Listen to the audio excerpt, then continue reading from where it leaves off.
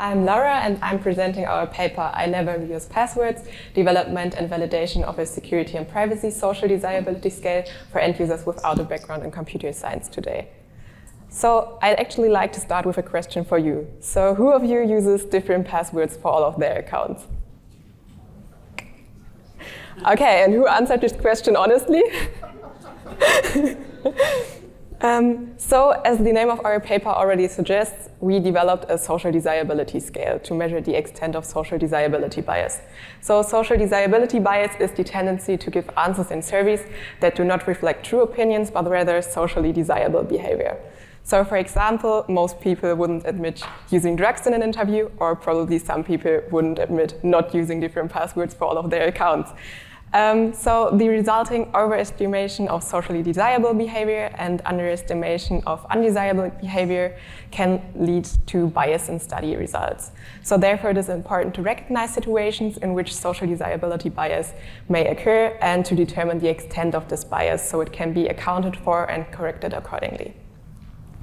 So to do so, social desirability scales can be used, and they can assess the extent of social desirability bias and can be used to control this bias. There are already several general validated social desirability scales. For example, the Marlowe-Crowne social desirability scale is a well-known social desirability scale that refers to general behavior. However, since these scales ask about participants' behaviors in areas not at all related to usable security and privacy, it is not clear whether social desirability bias in general context is transferable to more specific contexts such as USP. In addition, the inclusion of such a scale can mean a considerable chain of context for participants. So this is why we developed and validated the Security and Privacy Social Desirability Scale, also called SP-SDS. So the scale consists of 13 items, which all refer to different security or privacy behaviors. And the scale was created for end users without a background in computer science, as end users are the largest population group interacting with privacy and security concerns and often studied in USP. And since we detected differences in answers between computer scientists and non-computer scientists. To develop the scale, we followed recommended scale development processes. So we started with an item pool creation, then did a scale development study, and finally a validation study. So let's go through these steps together. So we first created an item pool with potential items that can be used to measure social desirability bias because there are specific requirements for this. So for an item in the scale, the behavior must be either socially desirable and unrealistic or socially undesirable and realistic. Otherwise, the item can't be used in our scale. So the participants later indicate with true or false whether the behavior from an item applies to them personally or not, and by designing the items like this, we actually know what the actual behavior most likely would be, and that's whether a participant gave a socially desirable, probably not true answer. To create the item pool, we used various procedures. So firstly, we adapted items from the well-known Marlowe-Crowne social desirability scale to a computer science context. And furthermore, we interviewed CS and IT security students and asked them to write down some item ideas. And finally, we also came up with some item ideas. So we compiled all the collected suggestions, revised them, and shortened duplicates. And next, we removed items that did not fit our target group and also removed items that were not suitable for measuring social desirability bias because they did not fulfill these item requirements. We then gave the item pool to 2 experts and obtained detailed feedback. We were able to remove further unsuitable items, for example, because the item conditions weren't met or the items were too specific to a particular area of computer science. For example, we removed all items in the context of programming as our target group were non-computer scientists. And we also adapted some wording so that the items are even easier to understand for our final target group. We then evaluated this revised version in a brainstorming session with 6 researchers and shortened and adapted it again. Next, we tested the revised version into 2 pilot studies. So in the first pilot study, we tested for comprehensibility of our items and reformulated a few final details. And in the second pilot study, we tested the suitability of our items again.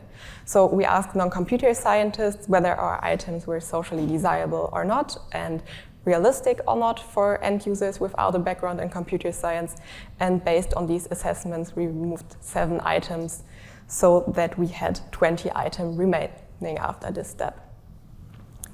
In the next study, we recruited new non-computer scientists. So for all of our studies, we recruited the participants through Prolific, and then did a principal component analysis to reduce the number of items again and evaluate the factor structure of our scale. We first calculated the polychoric correlation matrix and removed 7 items as they only had polychoric correlations below 0.3. We then checked whether our data was suitable for factor analysis, which was the case, and then conducted the principal component analysis using oblique Opperman rotation. We extracted 5 factors and found no items with cross-loadings, and all items loaded sufficiently on their expected factor. We also determined the reliability of our scale using Kuder-Richardson formula 20, and our reliability coefficient was considered acceptable. So we ended up with a 13-item scale at this point. So which factors did we extract and which items load on these factors? So our first factor was called data protection, as all the behaviors in this factor refer to a data protection context. And as already mentioned, the participants then indicate with true/false whether the behavior applies to them personally or not. And the items fulfill these items requirements. For example, all of these items are socially desirable and unrealistic. And we also have 2 items in our scale that are socially undesirable and realistic.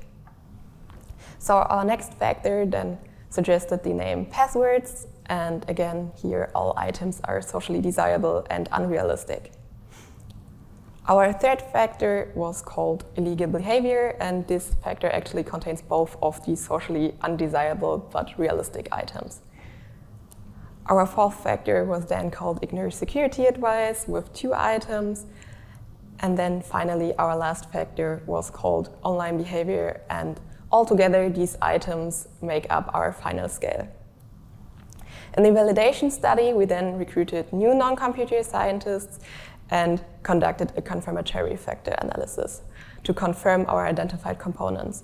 We calculated typical fit indices, and all indices indicated a good fit. We also determined the reliability again, which was again done with using the Kuder-Richardson formula 20, and our reliability coefficient was again considered acceptable. For this study, we also measured the convergent validity. So to do so, we calculated correlations between our scale and other social desirability scales, namely the Marlowe-Crowne social desirability scale, the balanced inventory of desirable responding, and the environmentally desirable response scale. We found a medium positive correlation between our scale and the Marlowe-Crowne social desirability scale, which is also what we expected, and found positive but smaller correlations between our scales and the other 2 social desirability scales, which was again also what we expected. So from these correlations, we then concluded that our scale measures the concept of social desirability bias, but social desirability bias differs by context, and our scale is focused on the domain of security and privacy-related behavior. So how to use this scale? Often social desirability scores are calculated, and often these scores are simply the number of socially desirable answers given. So if a participant has given the socially desirable answer for a question, it is counted +1 and so on. However, we have now taken into account that although the behaviors are already socially desirable, or in 2 cases undesirable due to the development process, there may still be individual cases where a participant considers the behavior to be neutral.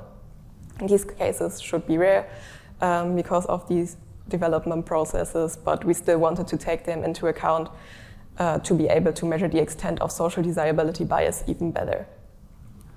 So to take this into account, we measured the levels of social desirability bias for each behavior in our scale for our population of interest, and so we then can use the degree of social desirability for each item as weights for calculating weighted social desirability scores. So to do so, we did a calibration study and recruited more non-computer scientists and asked whether the behaviors of our final scale were socially desirable or not for an average end user without a background in computer science. We then determined the proportion that says, yes, it is socially desirable per item, and provided these so they can be included in the score calculation. So researchers then can simply calculate a weighted social desirability score using the proportions and a formula we also provided in our paper, and then can measure the extent of social desirability bias of their sample. So yeah, we recommend to use our scale if you do studies in the area of USP, and our scale can be found on our website using this QR code. And yeah, thank you so much for your attention. I'm happy to answer any questions.